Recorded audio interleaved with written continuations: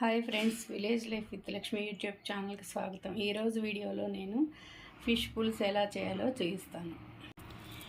ఈ ఫిష్ పులుసుకు కావాల్సినవి ఫిష్ అండి. ఇవి ఫ్రెష్ ఫిష్, ఏటి చేప అంటాం మేము, కృష్ణానదిలో పట్టినవి తీసుకొచ్చుకున్నాము.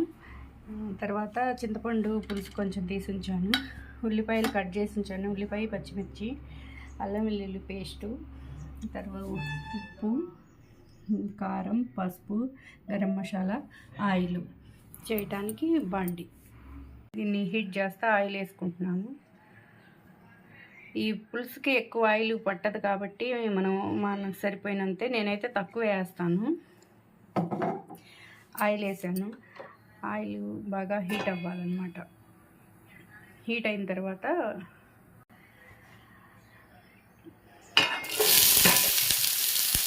ఉల్లిపాయలు అయితే వేసుకున్నాను. వీటిని ఇలా కొంచెంసేపు వేయించుకోవాలి. ఇప్పుడే వేసి టైం పట్టిద్ది అన్నమాట.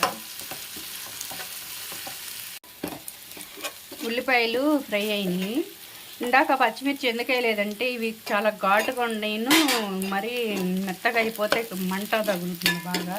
ఇలా వేస్తే కొంచెం లేటుగా ఇదవుతుందని ఇప్పుడు వేసాను.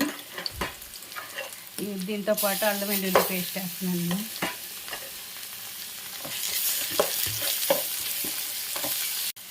ఈ అల్లం వెల్లుల్లి పేస్ట్ కొద్దిగా ఆయిల్లో ఫ్రై అయింది కాబట్టి ఇప్పుడు నేను ఫిష్ ముక్కలు వేస్తున్నాను. ఈ ఫిష్ని నేను ఒక్కొక్కటి దీని అంత లెక్క పలుచగా వేస్తున్నాను. ఎందుకంటే ఒక్కొక్కటి వేసుకుంటే కొంచెం అటు ఇటు తిప్పితే కొద్దిగా ఫ్రై అయినట్టు దీంట్లో సర్దుకుంటున్నాను. వీటన్నిటిని నేను ఇలా అన్నీ తిరగేసుకున్నానండి. తిరగేసుకున్న తర్వాత ఇప్పుడు నేను చింతపండు పులుసు పిండి పెట్టుకున్నాను. ఇది పోసేస్తున్నాను. దీంట్లో పసుపు వేస్తున్నానండి.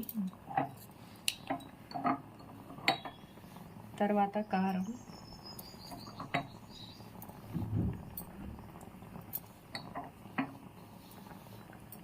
మనకు సరిపోని కారం, ఉప్పు కూడా పలుచగా ఈ ముక్కల మీద చల్లుకోవాలి. ఇలా ఉడుకుతున్నప్పుడే నేను గరం మసాలా కూడా చల్లుకుంటున్నాను. ఇలా అప్పుడప్పుడు మధ్య మధ్యలో తిప్పుతూ ఉండాలండి, అంతేగాని గంట పెట్టి కదిలించకూడదు. ఇప్పుడైతే మూత పెట్టేస్తున్నానండి. మూత పెట్టి ఇప్పుడు దాకా కొంచెం హై ఫ్లేమ్లో పెట్టి చేపల పులుసు రెడీ.